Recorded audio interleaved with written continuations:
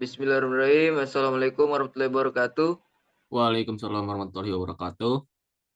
Kami dari kelompok 1 akan mempresentasikan mengenai etika auditor pada kasus sistem keuangan daerah Dinas Sulawesi Tenggara.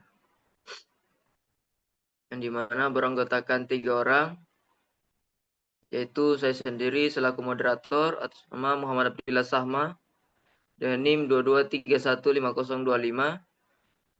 Selanjutnya Arialdi dengan NIM 22315011. Dan Riyandi Putra dengan NIM 22315004.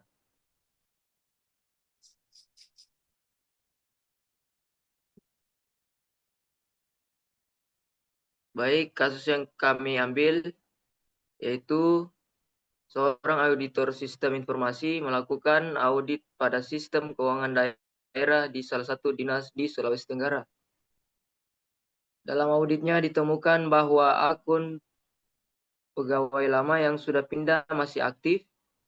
Beberapa staf memiliki akses administrator tanpa otorisasi dan tidak ada log aktivitas yang memadai. Namun, pimpinan meminta kepada auditor untuk menghapus temuan tersebut dari laporan dengan alasan ini bisa mencoreng nama baik instansi dan menghambat penilaian kinerja daerah. Dari temuan ini berisiko tinggi karena bisa memungkinkan manipulasi data keuangan dan penyalahgunaan anggaran. Selanjutnya akan dilanjutkan oleh Saudara Riyandi Putra. Kepadanya saya persilakan. Jadi prinsip etika yang diuji. Yang pertama itu integritas, bagaimana auditor harus jujur dan tidak manipulasi hasil audit. Terus yang kedua, objektivitas, yang bagaimana auditor tidak boleh dipengaruhi tekanan dari pihak manapun. Yang terus ketiga, independen dan profesionalisme, yang dimana auditor tidak boleh dipengaruhi tekanan dari pihak manapun dan harus tetap netral meskipun ada tekanan dari pimpinan. Dan juga auditor wajib menyampaikan temuan sesuai bukti. Dalam kasus ini yang paling diuji adalah integritas dan independen.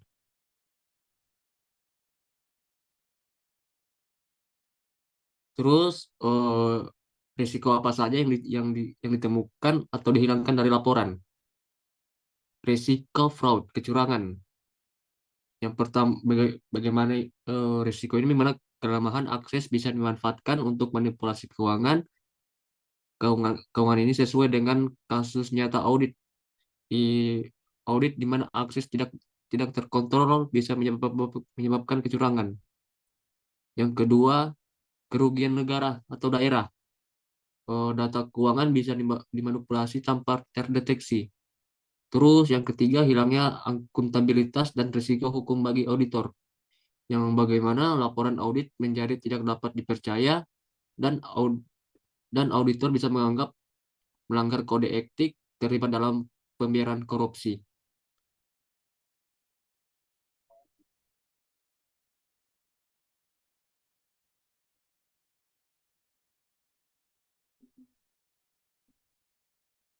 Selanjutnya akan dibacakan pada Saudara Rialdi.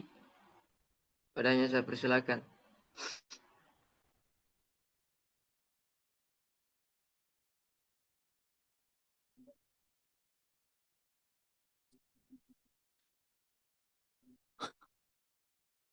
Baik, materi selanjutnya, respon profesional apa yang seharusnya diambil auditor?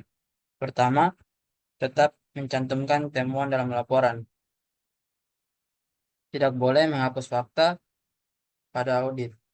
Yang kedua, mengkomunikasikan secara formal. Sampaikan ke manajemen, komite audit, dan inspektorat. Ketiga, dokumentasikan tekanan atau intervensi sebagai bukti jika terjadi konflik. Keempat, gunakan jalur eskalasi. Jika ditekan, laporkan ke inspektorat daerah atau lembaga pengawasan, misalnya BPK atau APH. Terakhir, gunakan pendekatan profesional, bukan konfrontatif. Di sini fokus pada risiko sistem. Selanjutnya, bagaimana menyusun temuan agar tetap objektif dan konstruktif. Agar tidak terkesan menyerang, auditor harus menyusun temuan dengan struktur, format, condition, kriteria, cause, effect, dan recommendation. Sebagai contoh, condition ditemukan akun pegawai nonaktif masih memiliki akses ke sistem keuangan. Contoh kriteria, sistem harus menerapkan kontrol akses berbasis kebutuhan. Contoh cause, penyebab, tidak ada prosedur penghapusan akun secara berkala. Terakhir, efek, berpotensi terjadi penyalahgunaan akses dan manipulasi data keuangan. Rekomendasi di sini menerapkan manajemen akses. Kedua, audit akun secara berkala. Terakhir, aktifkan audit trail. Pendekatan ini pertama tetap objektif berbasis fakta, kedua tidak menyalahkan individu, fokus pada, dan terakhir fokus pada perbaikan sistem. Mungkin itu saja materi yang dapat saya sampaikan. Selanjutnya saya kembalikan ke moderator. Baik, terima kasih kepada Saudara Riyaldi dan Riyandi Putra. Kesimpulan yang dapat kita ambil ialah kasus ini menunjukkan bahwa auditor sistem informasi tidak hanya bekerja secara teknis, tetapi juga menghadapi dilema etika.